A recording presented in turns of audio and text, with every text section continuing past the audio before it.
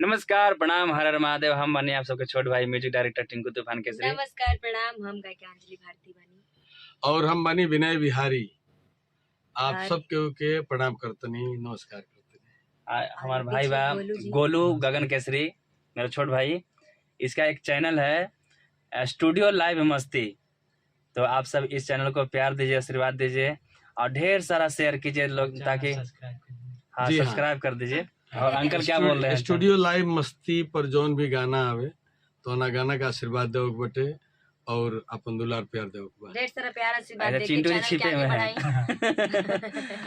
और इस चैनल को आप लोग प्यार दीजिए, आशीर्वाद दीजिए। और इस स्टूडियो का जितना भी कंटेंट बनेगा, शादी गीत, विवाह गीत और क्या क्या गीत होता है शादी अलग, विवाह अलग, शादी अलग, विवाह अलग, वो सब आप लोग को सुनने को मिलेगा। और ढेर सारा प्यार दीजिए। आप सब्सक्राइब अगर नहीं किए होंगे तो सब्सक्राइब कर लीजिए। और हर हर महादेव। बाय बाय, नमस्ते सभी को। आप बाय कीजिए, अब नहीं किए हैं बाय।